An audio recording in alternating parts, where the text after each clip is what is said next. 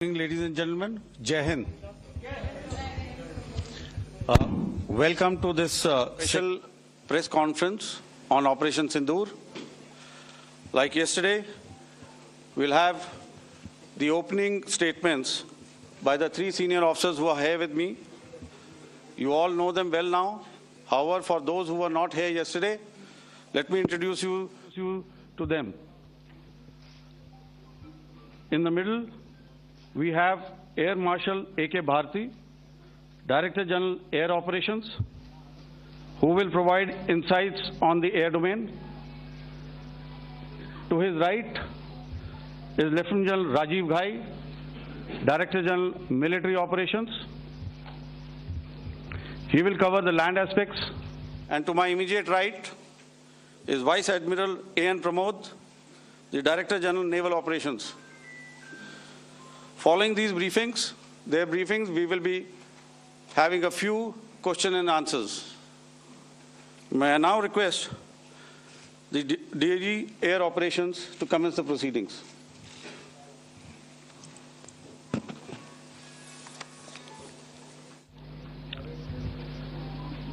Good afternoon, ladies and gentlemen. Yesterday, we had a detailed brief on the successful joint operations that were carried out to destroy the terror infrastructure in Pakistan-occupied Jammu and Kashmir, as well as in Pakistan itself. We also iterated that our fight was with terrorists and their support infrastructure, and not with Pakistan military. However, it is a pity that the Pakistan military chose to intervene and bat for the terrorist, which compelled us to respond in kind. दोस्तों, हमारी लड़ाई आतंकवाद और आतंकवादियों के खिलाफ थी।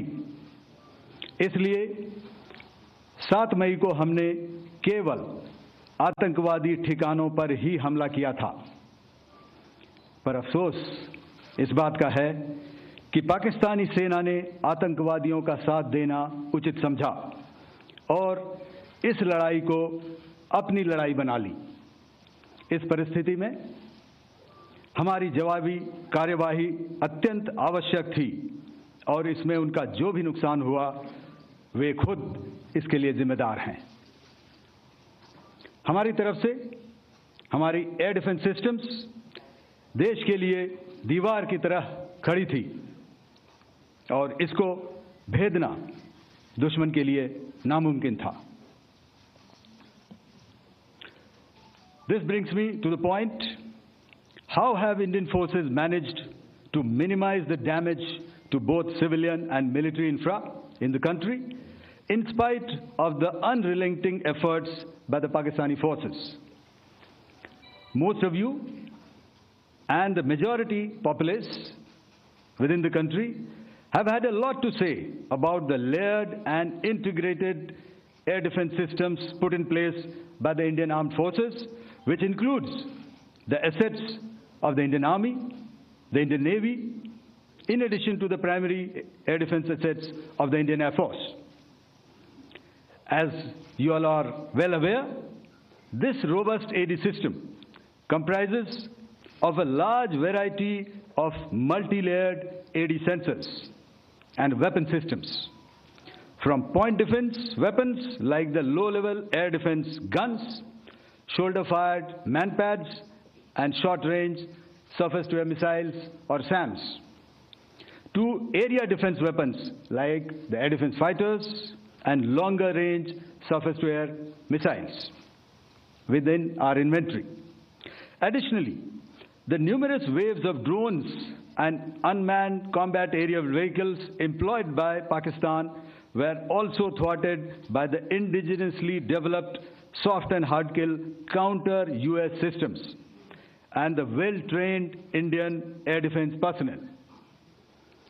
All this was brought together as an efficient and effective AD environment by the Integrated Air Command and Control System, or the ISCCS of the Indian Air Force, which accords us the net-centric operational capability which is vital to modern days warfighting.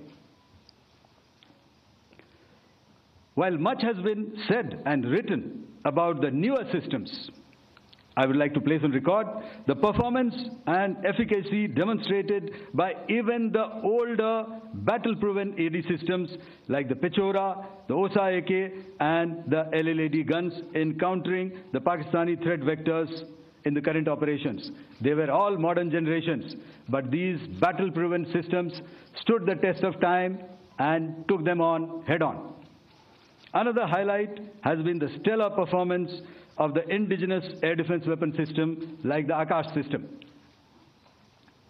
Here, ladies and gentlemen, I would like to mention that putting together and operationalization of this potent AD environment has been possible over the last decade due to unwavering budgetary and policy support provided by the Government of India in acquiring state-of-the-art equipment and weapon systems. Some of the results achieved in countering the enemy threat vectors over the last week are now being shown on the screen. Shown on the screen is the probable enemy PL-15 missile, which is of Chinese origin. This missile has missed its target, and you can see the pieces now which are available with us. Another weapon system or weapon which was found was the long-range rocket, the pieces of which you can now see on the screen. We have talked about the loiter munitions and the unmanned aerial systems, and here are some of the glimpses of those systems which we have brought down. To your right, with the right undercarriage or the wheel, you can see is the Yeeha system, which is of Chinese origin, with Pakistan. You can see some quadcopters, and you can see one odd Sonka drone hanging by the wire. All these have been brought down by our trained crew and air defense systems. As far as our offensive actions are concerned, yesterday I had already shared some details about the targets engaged by the Indian Air Force. The composite picture of the Indian Air Force targeting so far is now shown on the screen. As you can see, we have targeted the length and breadth of the adversary.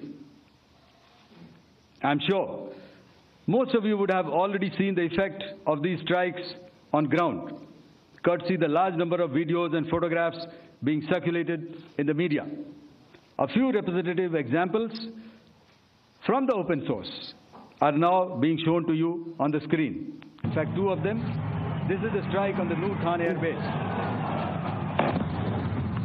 And you can see the effect. I'm sure most of you have seen the video. I have also picked it up from your sources only. And this is the aftermath of our strike at Rahim Yar Khan Air Base. You can see the massive crater that it has left on its runway. And you can see the pinpoint accuracy of our weapons.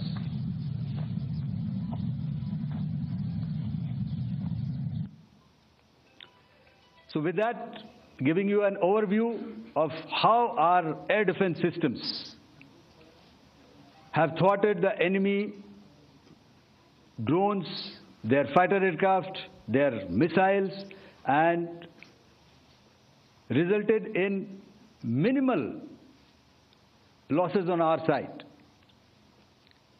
I would now hand over to the DGMO to cover his portion.